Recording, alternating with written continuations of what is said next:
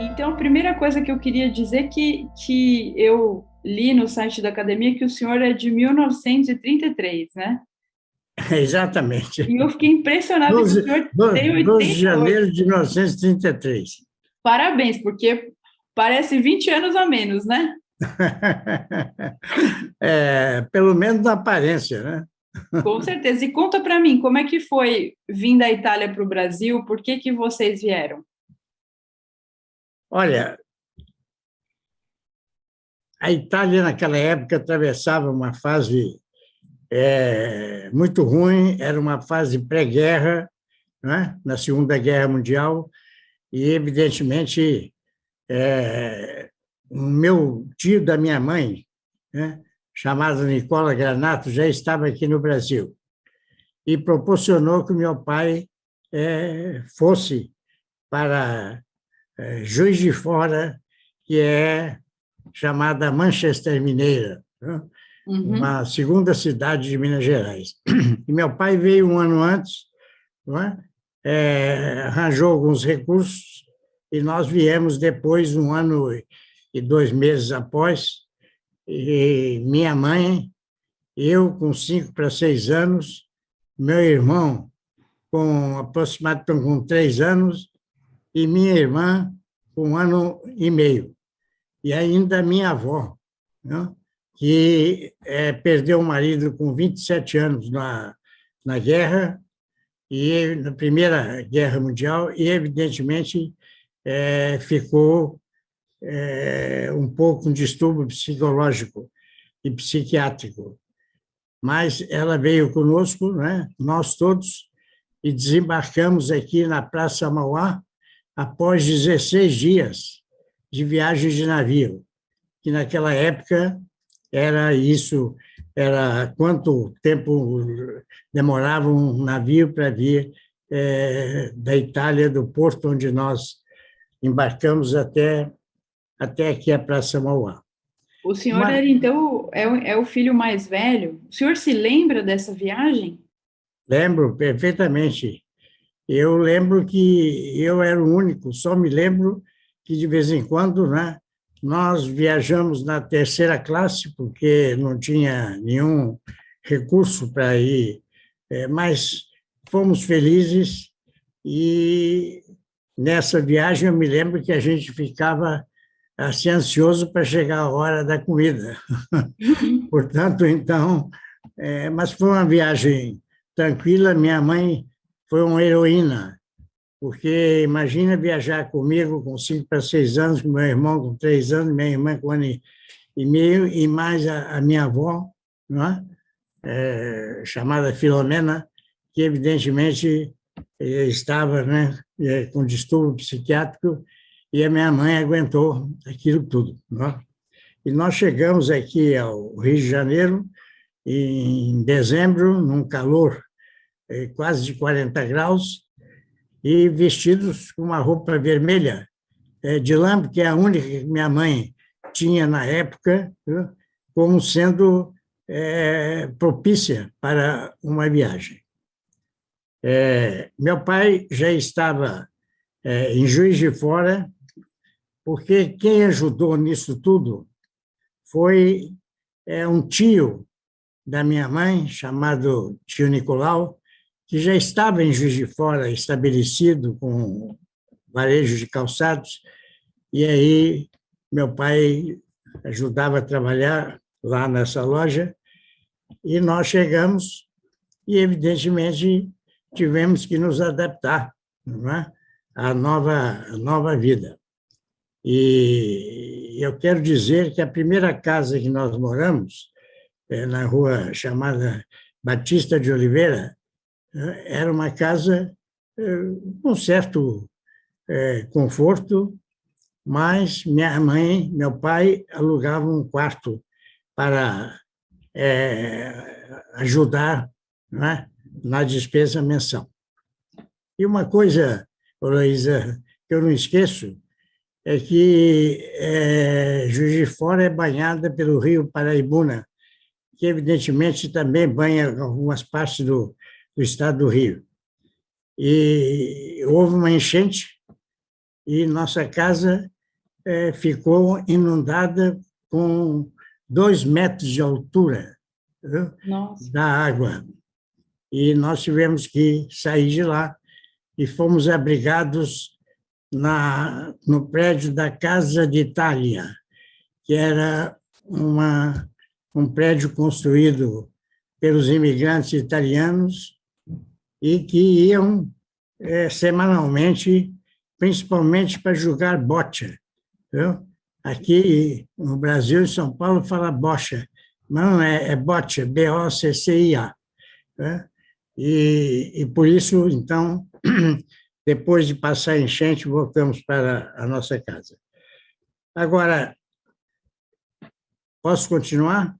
Deve. Deixa eu perguntar para o senhor. Pergunta, é melhor você O perguntar. senhor sente falta da Itália? O senhor lembra da sua vida lá antes de vir para o Brasil? Não? Olha, eu já fui 2 vezes à Itália, inclusive na minha cidade natal. Ultimamente me dá uma nostalgia, porque a vida anda tão agitada por aqui, né? E atualmente minha cidade não deve ter mais que 800 habitantes. Minha cidade que nasceu meu pai, que era a 40 minutos de Casareto Espartano, chamado Batalha. Quando eu fui lá a última vez, só tinha 100 famílias morando. Né? Mas eu acho que o Brasil é que nos deu oportunidade de vida, oportunidade de progredir. Então, no momento, eu ainda tenho um primo e 2 primas que moram em Fiumicino, que é a cidade onde abriga o aeroporto da Itália. Né? E dessa forma, então, nós nos correspondemos, mas saudade, de vez em quando, todos nós voltamos à nossa infância. Né? E o senhor teve E, uma boa infância em Juiz de Fora? sim, tive acolhida também de uma outra avó, né? Mãe do meu pai, né? Chamada Rosália, e grande parte da minha infância eu passava lá. Né? Mas Nessa só se cidade. falava italiano na sua casa. Ah, só italiano, só italiano. Parla che fa bene. E como é que foi a transição para o Rio de Janeiro? Por que o senhor escolheu fazer medicina? É. Então, eu fui para Juiz de Fora, como você sabe, e até hoje eu tenho meu irmão que reside lá, e eu fiz o curso, na época, chamado primário, num grupo escolar, Duque de Caxias, que era na Casa de Itália, e fiz o ensino médio, né? Fiz o ensino fundamental nesse grupo escolar, o ensino médio no Colégio de Padres, né? Chamada Academia de Comércio de Juiz de Fora. E, dessa forma, eu, desde pequeno, né, eu brincava com uma outra menina de médico. Não sei se brincava para chegar perto dela, ou se brincava, mas, de qualquer maneira, brincava de ser médico. E eu já tinha 2 primos da minha mãe, já médicos formados no Rio de Janeiro. E aí me veio a ideia de fazer o vestibular aqui no Rio de Janeiro. Né? Eu me formei em 1957, né? E aqui eu relembro, não posso deixar de relembrar, um querido colega, desde o ginásio, né, até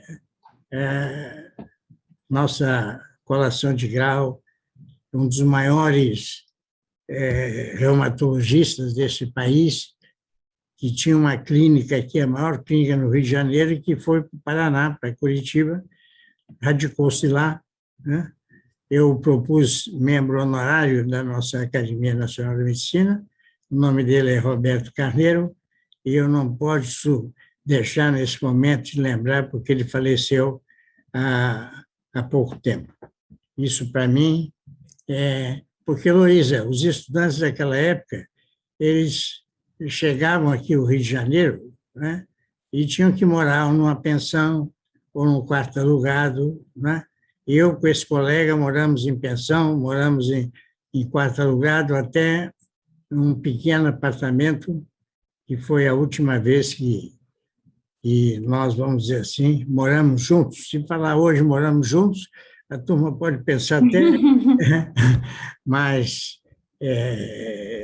então, respondendo a sua pergunta, esse incentivo, junto com o Roberto, fizemos vestibular de medicina na antiga Faculdade de Medicina da Praia Vermelha, hoje não, já há muito tempo Faculdade de Medicina da UFRJ, né? Mas para mim será sempre a velha Faculdade de Medicina da Praia Vermelha, que foi a primeira faculdade de medicina do Brasil a funcionar, porque a primeira a ser fundada foi da Bahia, né? Quando a Professor, Corte Real e passou pela Bahia.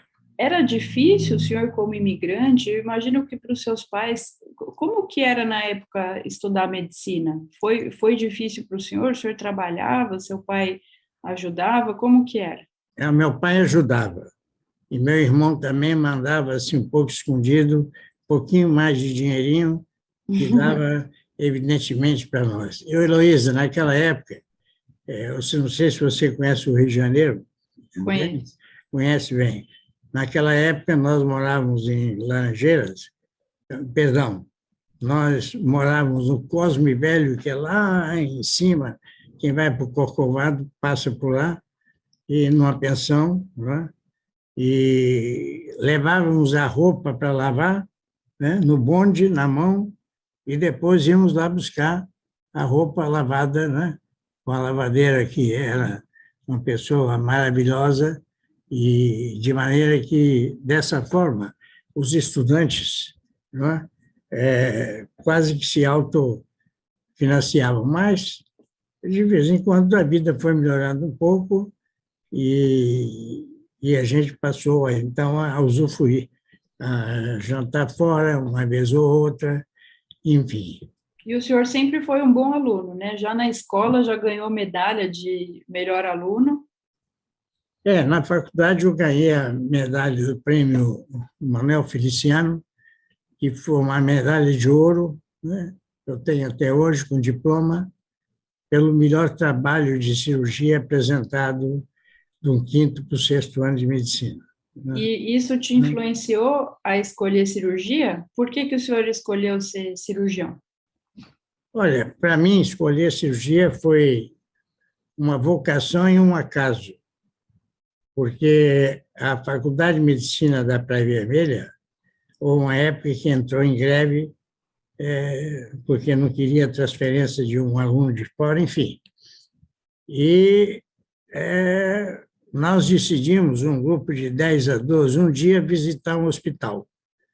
E esse hospital foi o Hospital Moncorvo Filho, que existe no Rio de Janeiro, né? Era do município, do estado, agora pertence ao SUS, mas chegando lá fomos acolhidos por professores, e um deles me impressionou muito pela juventude que ele apresentava, e já era um professor de fama e um grande cirurgião. Foi o professor Josias de Freitas, que também foi acadêmico. Então, a partir daí, naquela época, como estudante, nós já frequentávamos o serviço de cirurgia. Eu de cirurgia e o Roberto Carneiro de clínica médica, né? E aí, então, fomos avançando na carreira. E por que que o senhor escolheu fazer a parte de cirurgia endócrina? Eu vi que o senhor foi chefe, livre docente, todos os... A cirurgia endócrina, por causa do meu chefe, professor Josias de Freitas, né? Que, junto com o Mariano de Andrade, que foi o chefe do meu chefe, se notabilizaram principalmente pela cirurgia da tireoide, Uhum. onde e eu encerrei minha carreira com 4.500 cirurgias. Mas eu pude desenvolver mais a cirurgia endócrina com outras glândulas, né? A suprarrenal, o testículo, os ovários, né? Tudo isso pertence à área endócrina, embora alguns sejam da ginecologia, mas são da área endócrina. E recebi um convite para chefiar o serviço do Instituto Estadual de Diabetes e Endocrinologia do Rio de Janeiro, chamado IED, que era um hospital que tinha toda a parte clínica, mas não tinha cirurgia. Só tinha um espaço que servia até para cortar legumes para os pacientes diabéticos, e ali era o espaço do centro cirúrgico. Eu fui convidado pelo um dos maiores endocrinologistas do Brasil e do mundo, Jaime Rodrigues, que faleceu cedo, né? E faleceu antes dos 50 anos, e, evidentemente, eu organizei o serviço, né? Transformei, fui a São Paulo ver o serviço do professor Vasconcelos, na época, e do Olívio Correia Neto, que eram ícones da cirurgia de São Paulo e do Brasil, e, evidentemente, criei esse serviço, né? E lá estive 10 anos e fiz 240 cirurgias da tiroide. E mais, nós somos um dos primeiros a fazer cirurgia na época da suprarrenal, principalmente no feocromocitoma, que é, evidentemente, uma patologia que até hoje requer um preparo pré-operatório muito grande e que, naquela época, ficava sob a responsabilidade, principalmente, da anestesia, porque alguns pacientes morriam na indução, né? Até que vieram os beta-bloqueadores, e, evidentemente, tanto no feocromocitoma como na síndrome de Cushing, então já facilitava esse tipo de cirurgia. E eu queria fazer aqui uma menção honrosa também, viu? A doutora, entende, que foi uma anestesista, a doutora Aurora Teixeira, uma anestesista das mais importantes do nosso país. E que, quando eu saí de lá, né, me dedicando mais à carreira universitária, no Hospital Gafreguini, onde eu fiz minha carreira universitária, ela foi para Médicos Sem Fronteiras. E ela foi uma das pioneiras aqui. Depois dela ter passado 5 anos nos Estados Unidos, né, ela veio para o Brasil e eu tive a honra de tê-la como anestesista durante todo esse tempo que eu permaneci lá. Olha, difícil a gente ver isso hoje em dia, né? Pensar que os pacientes morriam na indução anestésica. Que medo, né? E o que o senhor acha da cirurgia hoje, né? Essas técnicas avançadas, microinvasivas? Eu acho que nunca a cirurgia e a medicina evoluíram tanto como agora, né, nesses últimos decênios. Eu acho que toda evolução, né, nós devemos olhar com olhos de progresso, né, mas digo aqui para o cirurgião, porque eu participei de um curso de cirurgia robótica aqui no Rio de Janeiro, dado pelo Hospital Samaritano, com uma das maiores autoridades do mundo em cirurgia robótica, em que todos os cirurgiões foram lá. Eu já tinha passado dessa época, mas fui lá para ver o que era a cirurgia robótica e como se fazia a cirurgia robótica, né?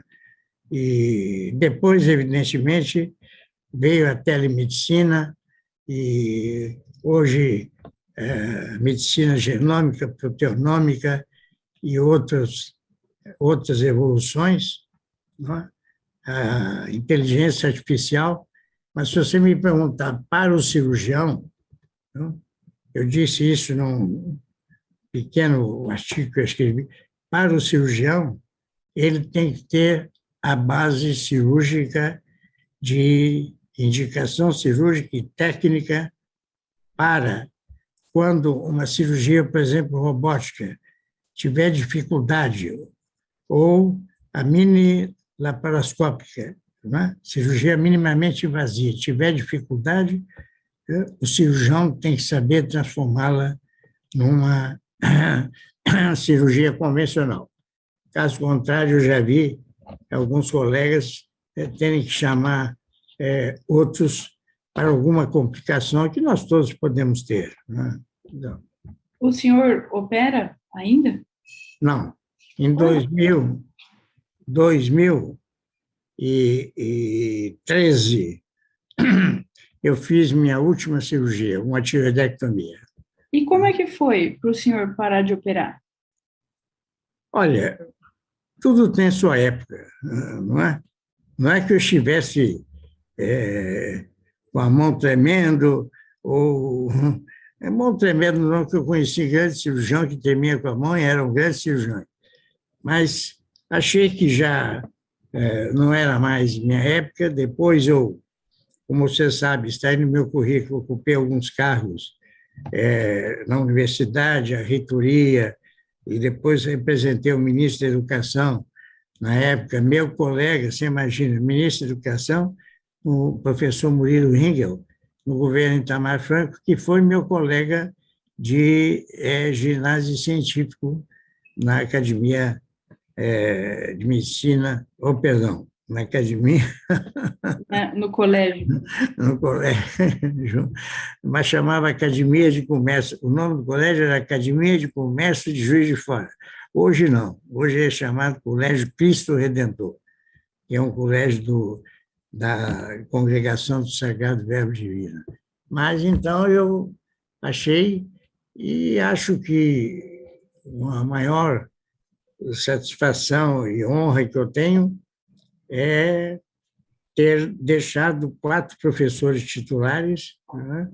Além de docentes livres e professores adjuntos, né? Quando assumi a disciplina da Escola de Medicina e Cirurgia do Rio de Janeiro, né?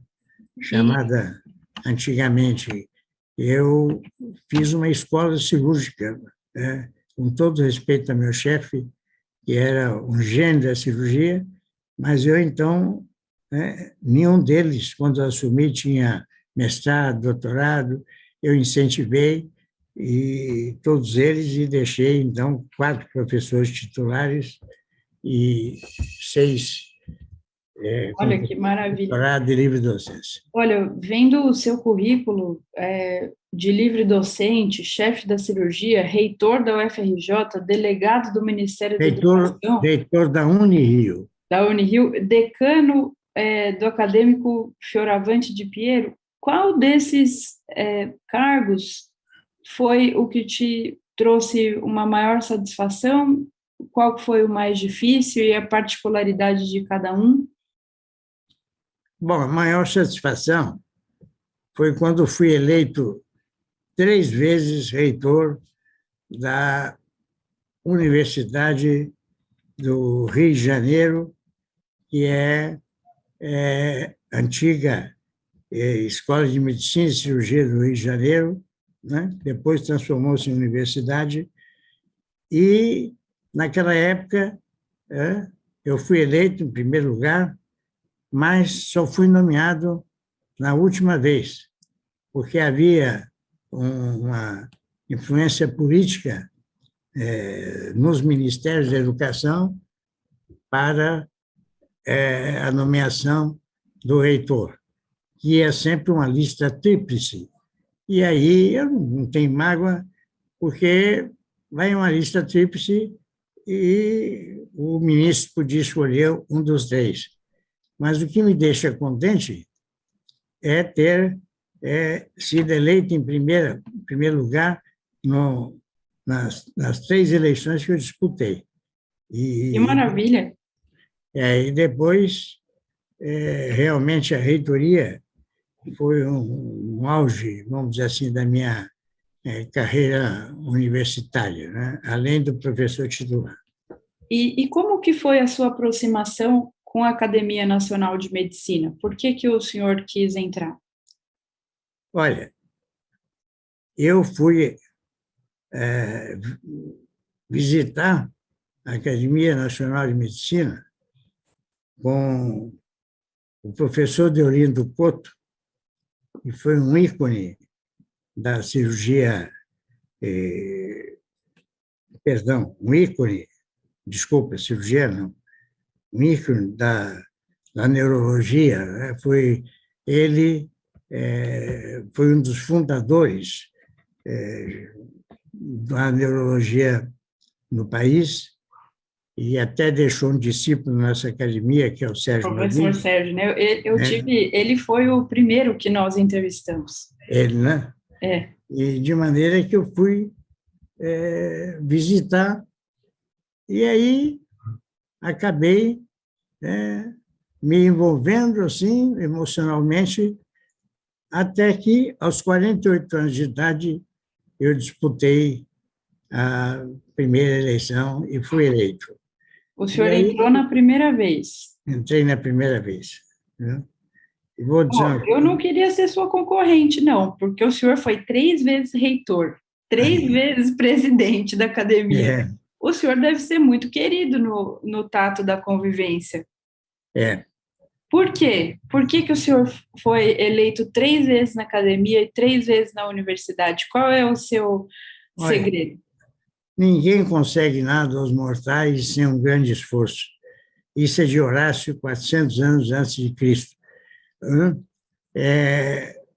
Eu acho que o meu trabalho, né, primeiro cargo que eu ocupei lá foi segundo secretário da diretoria, do professor Jorge de Marcilac, pai do Jaime, que é nosso...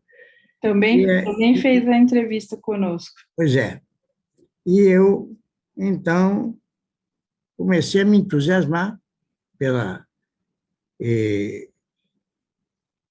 reuniões da academia, por aquilo que a academia representava, que na época, e até hoje, é o maior, vamos dizer assim, cargo que um professor de medicina, não precisa ser professor de medicina, um médico que tenha provado o seu valor, né, com trabalho, pudesse um dia ser presidente da maior instituição cultural e científica mais antiga do país, não é? Nós somos de 1829. Então, portanto, e daí, você sabe, a minha veia italiana e mineira, né? Eu me considero um ítalo-mineiro. Me entusiasmaram e eu concorri e ganhei, né?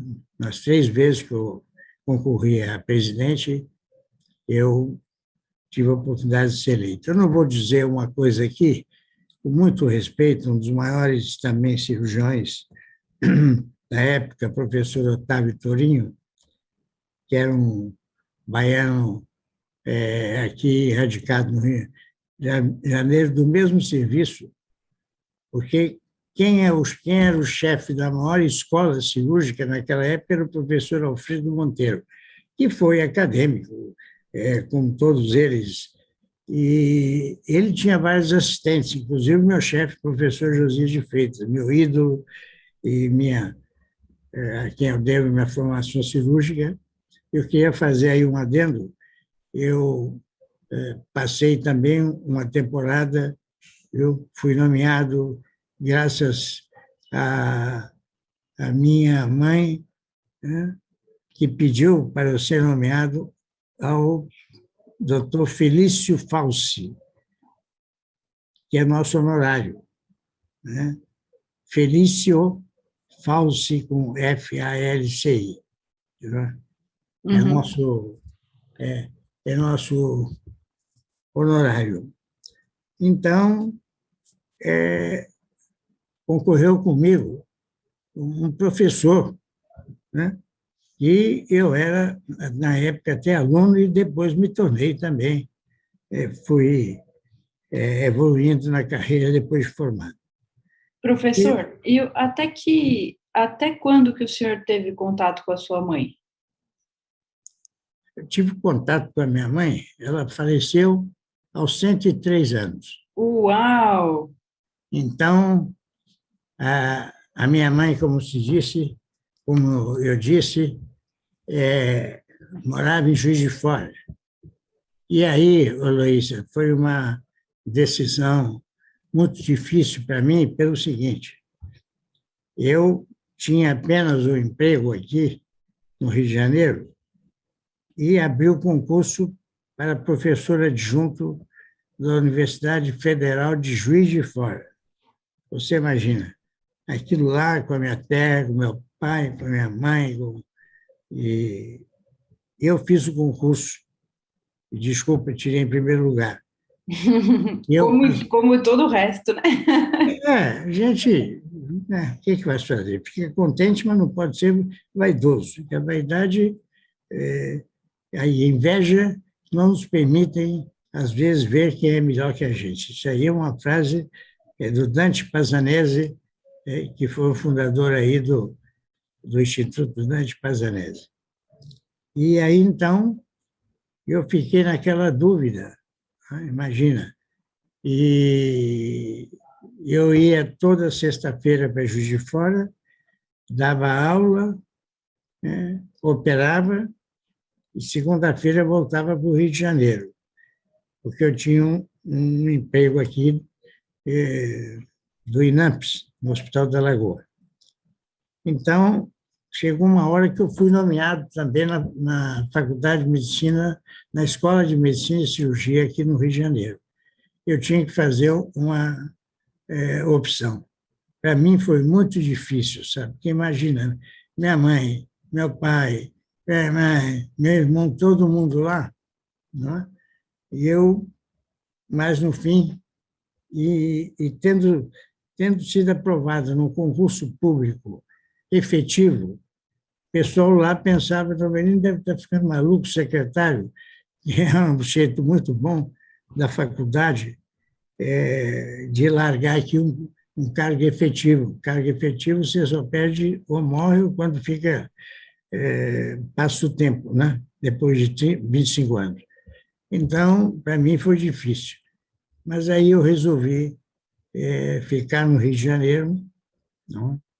E, naturalmente, de 15 em 15 dias, porque daqui, Rio de Janeiro, lá de automóvel, agora, são 2 horas e meia. Naquela época eram 3 horas e meia, 4 horas, né? De ônibus, né? E de automóvel, atualmente é perto, 2 horas e meia, por aí, 2 horas e pouco, já chega lá. Mas foi uma decisão muito difícil, por isso é que eu disse, mas nunca deixei de dar assistência, nunca deixei de dar o carinho em todas as épocas, né? Olha, eu E estou impressionada com a riqueza de detalhes que o senhor tem. O senhor faz algum esporte, tem algum hobby? eu jogava futebol, mas eu não era, não era muito conceituado. O senhor torce para o Brasil ou torce para a Itália? Isso aí é um prazer, porque eu me considero um ítalo-mineiro, então não é brincadeira, não. Eu prefiro que seja empate, porque aí. Mas é lógico, eu estando aqui no Brasil, né, esses anos todos, isso aqui me acolheu, fiz minha carreira, a gente sempre torce para o Brasil, entendeu? Mas, no fundo, fica uma duvidazinha, às vezes. E o senhor tem algum outro hobby? Olha, o hobby que eu que eu gosto, sempre gostei de cantar, assim, nas oportunidades festivas, né? Uma vez na Academia Nacional de Medicina, nós fizemos um, um evento, né? E naquela época o presidente era o professor Sérgio Ignaga, que gostava muito de cantar, né? Eu que gostava de cantar, e o acadêmico Zé Carlos do Vale, que é pianista. E o senhor E, canta em italiano? hein? Não, foram todas as músicas. Naquela E o que época, o senhor gosta? eu gosto, além de música italiana, de tango, principalmente do saudoso Carlos Gardel. E o senhor pode dar uma palhinha? De tango. Recicla de mis tristezas, yo que vos que veo que has sido, en mi pobre vida parla, sono una buena mujer. Tu presencia de bacana puso calor en mi nido, fuiste buena, consecuente, y yo sé que más querido, como no quisiste a nadie, como no podrás querer. É... Eu adoro o Carlos Aí Gardel também. chama-se Mano a Mano. Sabe, o meu pai era descendente de italiano também e adorava tanto. Quantos idiomas o senhor fala? Hein? Quantos Olha, idiomas? idioma eu falo pouco, não é? Italiano é lógico, né? E um pouco de francês. Em inglês eu sou ruim. Ah, mas fala espanhol também. Hein? Fala Espanhol? espanhol. Ah, sim, espanhol eu falo porque eh, eu estive na Argentina, né? Quando eu fui premiado na Faculdade de Medicina, além da medalha de ouro e o diploma, eu fiz uma viagem à Argentina, que na época era o país que tinha a cirurgia mais avançada da América do Sul, mais avançada que a nossa. Depois, o Brasil ultrapassou. Os grandes mestres da cirurgia antigamente, né, eram da minha época, eram brasileiros e argentinos, né? E qual que é a religião do senhor? Ah, eu sou católico, né, apostólico romano. E houve uma época até que queriam, quase que eu fui estudar para ser padre. Imagina um padre que a minha vida foi muito liberal, sabe, Heloísa? Uhum. Né? Naquela época tem coisas que é, eu tive mulheres de todas as cores, de várias idades, de muitos amores, com algumas até muito tempo fiquei, e outras até muito tempo me dei. Eu tive mulheres do tipo atrevido, do tipo assanhado, do tipo sofrido, casadas carentes, solteiras felizes. Eu tive mulheres, donzelas e até meretrizes, mulheres confusas, desequilibradas, mulheres confusas de guerra e de paz, mas nenhuma delas me fez tão feliz como a Rita me faz. Ai, que lindo! E conta para mim uma coisa, qual que é o caso clínico de paciente que foi mais inesquecível, mais emocionante da sua carreira? O senhor consegue citar um? Olha,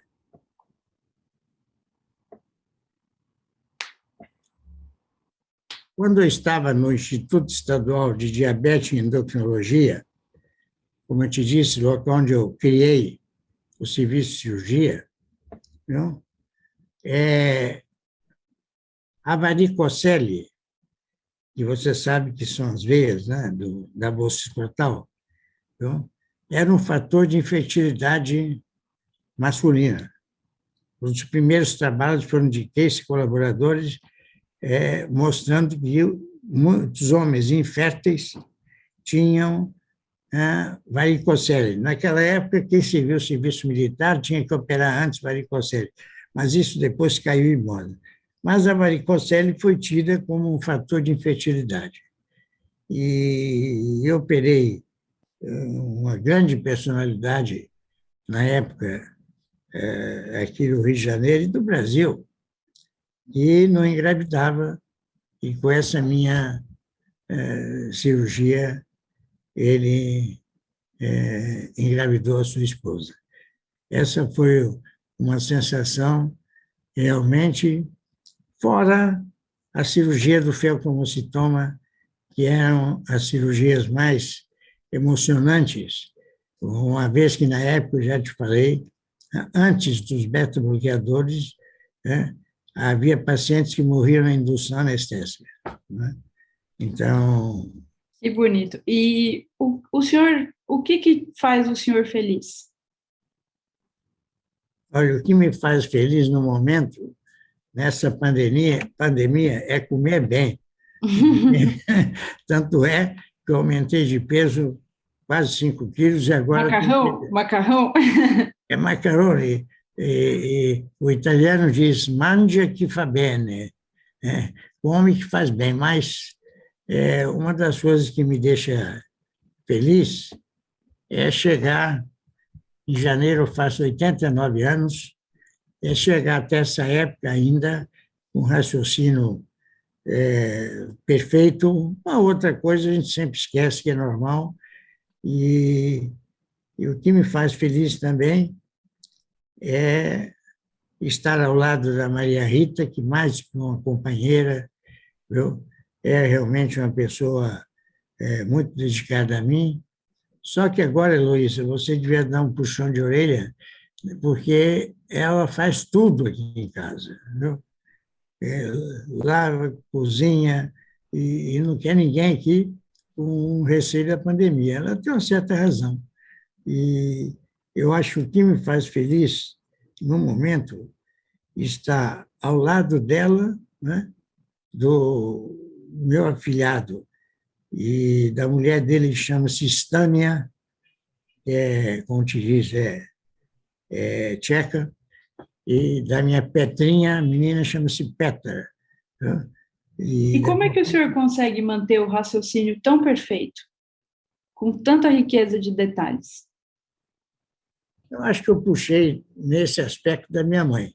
Né? Acho que, em grande parte, é genético. Né? E o resto, Deus quis assim e quer assim, enquanto puder manter. Lógico, uma vez ou outra tem alguma falha, mas isso aí é da vida. Não é? E E agora, para a gente terminar, qual que é o conselho que o senhor daria para médicos como eu, para jovens, para aproveitar ao máximo da medicina e ser o melhor o que a gente pode ser? eu acho que, no momento, com essa evolução da medicina, e isso que eu vou dizer é uma preocupação do Conselho Federal de Medicina, do qual eu representei 10 anos na Academia Nacional de Medicina, no Conselho, que é em Brasília, você sabe, é justamente cada vez mais, viu, o médico vem perdendo o seu humanismo. Quer dizer, as humanidades, o contato com o paciente, o conforto ao paciente, por exemplo, a telemedicina, né? Não se sabe, tudo é feito, é uma coisa formidável, mas o médico nunca deve se esquecer, viu, que o médico, eu até tinha uma coisa que tinha notado aqui, viu? E se eu achar, eu vou ler para você, viu? São Lucas, nosso patrono, ainda criança, ao ser indagado pelo nobre Diodoro se teria, por acaso, algum projeto quando fosse adulto, respondeu: encontrar o Deus desconhecido, e a melhor maneira de servi-lo será a de médico. Por isso é que no dia, viu, de São Lucas é chamado Dia do Médico. Então, acho que a coisa mais importante no momento é o carinho, a aproximação, o conforto que deve se dar ao paciente, seja ele de que especialidade for. Como eu te disse, algumas faculdades de medicina, uma em Santa Catarina, instituiu as humanidades em medicina, porque não é só a medicina, são as artes, o teatro, o cinema, tudo isso retratando fatos que podem contribuir para o humanismo na medicina. Eu acho que, como te disse no início, nunca a medicina evoluiu tanto como nos últimos anos, né? Nunca. E nós não podemos deixar de fazer uso dela quando isso é possível. Porque se você vê o SUS, por exemplo, nós temos um exemplo de que muita coisa não pode ser feita, mas se Deus quiser vai ser feita. E eu acho que, apesar disso tudo, né, que nós devemos ter essas ferramentas na mão, nós devemos ter dentro do nosso coração, né, o humanismo, o carinho, o amor ao doente, o diálogo, quando necessário. Isso cura muita coisa. Durante a minha trajetória acadêmica, eu disse que tinha alcançado todos os graus, até professor titular, e falei também que meu maior orgulho é quando me aposentei na Universidade do Rio de Janeiro, eu deixei 4 professores titulares, vários adjuntos com doutorado, com mestrado, que antes, com todo respeito ao meu querido chefe, um dos maiores cirurgiões desse mundo, viu? Não havia ninguém, na época, titulado na pós-graduação. E quero dizer também que a primeira academia que eu fui eleito foi a antiga Academia Fluminense do Rio de Janeiro, hoje a Academia do Estado do Rio de Janeiro, a Camerge, do qual, evidentemente, eu tenho uma admiração por todos os colegas, todos os confrades que estão. Um outro complemento é que eu fui admitido também na Academia Brasileira de Educação. Viu, Luísa? Somos só 40 educadores. Em São Paulo tem alguns confrades, que a gente chama, alguns colegas meus da Academia Brasileira de Educação, e onde eu sou o vice-presidente. Ah, isso é muito legal. Exatamente. E em São Paulo tem o Chalita, enfim, vários educadores, viu? Sendo 3 ou 4 da Academia Brasileira de Letras, são só 40 educadores que, evidentemente, têm que fazer um trabalho, uma seleção e até ser admitido como membro titular. Porque o médico, ele acaba sendo um educador, né? Também. Exatamente. Exatamente. Você agora falou tudo, né?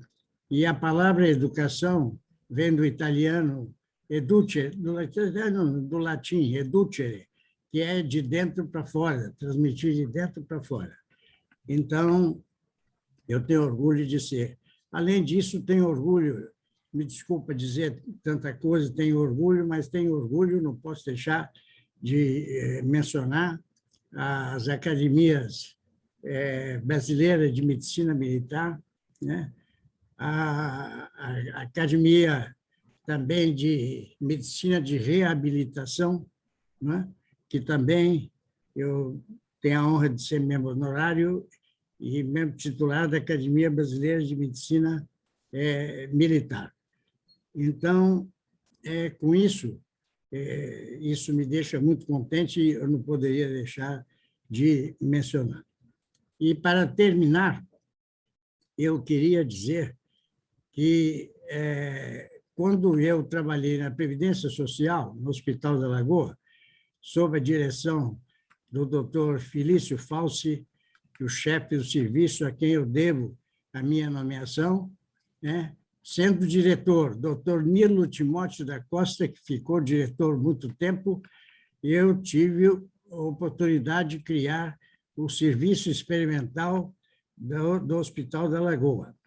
E, juntamente com o doutor Flávio Roth-Fuchs, nós fizemos os primeiros trabalhos experimentais de sutura num plano único das anastomoses intestinais. Eu acho que isso é uma coisa que não poderia deixar de citar. E, para terminar, quero dizer que, durante todo o tempo, tive apoio da minha família, dos meus irmãos, do Francesco da Rosa, que estão em Juiz de Fora, e, evidentemente, já te falei, todo o apoio da família da Maria Rita. Eu Que acho lindo. que, com isso, Isa, eu não preciso acrescentar mais nada, viu? Só acrescentar a gentileza, a beleza e a competência da doutora Luísa. Ah, não E, precisa. evidentemente, viu? Você sabe que eu vou te contar um pequeno detalhe? Você é oftalmologista, né? Sou. É. Eu já fui regente da cadeira de oftalmologia. Antigamente era cadeira, hoje disciplina de oftalmologia, no Hospital Universitário da Freguilha, porque eu era o único livre-docente na época do departamento de cirurgia. E o professor Jarduli, que teve que se ausentar, eu assumi durante 40 dias a disciplina, e acho que todos sobreviveram, apesar do médico. Sabe? Então, a Maria está me lembrando que o doutor Felício, aos 90 anos, né, o chefe, ex-chefe do Serviço de Cirurgia do Hospital da Lagoa, do INAMPS, é um grande hospital, viu? Aos 90 anos, 91 anos, me operou de hérnia. Na época, a hérnia era um assunto muito debatido durante todos os cirurgiões gerais. Viu? Então, eu terminaria dizendo que a gratidão é a memória do coração. E, evidentemente, tudo isso a gente faz e não faz sozinho. Não é? Dessa forma, eu termino o meu depoimento te agradecendo imensamente essa nova oportunidade, e tudo que você achar que deve cortar, corta, e o que você achar que precisa mais alguma coisa, e estou à sua inteira disposição.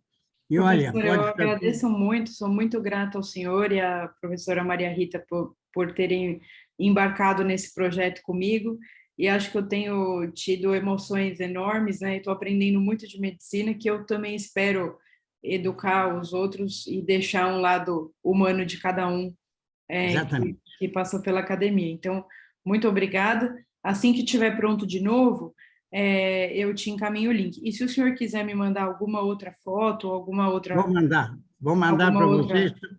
Estou separando aqui algumas, vou cumprir minha promessa, viu? Então, tá Pode bom, ficar professor, tranquilo. muitíssimo obrigado. Olha, um Feliz Natal e um Capodanno, não é?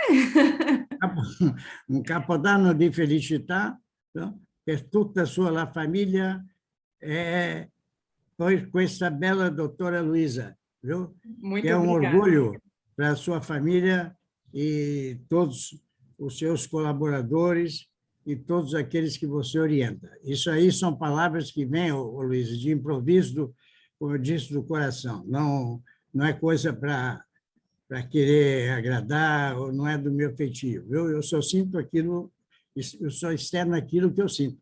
Viu? Que, aliás, é a sinceridade. E na minha idade não poderia ser de outra forma. Né? Minha querida, obrigadíssimo, viu?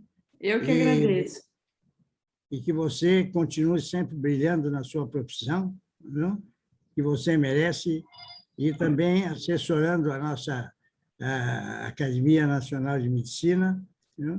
Que, evidentemente, é um programa que foi instituído, e acho que o Maurício Magalhães, que esteve orientando, não é? Não sei se teve outros O Dr. acadêmicos. Rubens também. The last but not the least, e o último, mas não menos importante, não poderia deixar, meu querido no momento, ô Luiz, eu vou fazer, o ano que vem, agora, 89 anos, eu sou diretor-geral da Faculdade de Medicina Souza Marques, viu? Sou professor titular da Universidade de Vassouras, onde implantamos, juntamente com o acadêmico Rossano, o primeiro mestrado profissional. E também eu sou professor titular da Faculdade de Medicina Estácio de Sá. Isso tudo, Heloísa, eu levei, me convidaram na época para reorganizar a cirurgia nesses lugares, e eu levei meus colaboradores, né? E o professor Rossano Fiorelli, que é também acadêmico, ele participa juntamente comigo, mas eu não poderia deixar de citar, não é por vaidade, é também pela importância das instituições, né? Pela importância das instituições. Maria Rita me lembrou, e foi muito oportuno isso, é muito importante, né? Para dizer que ainda estou vivo também, não é? Você é de origem italiana? Sou, da Sardenha.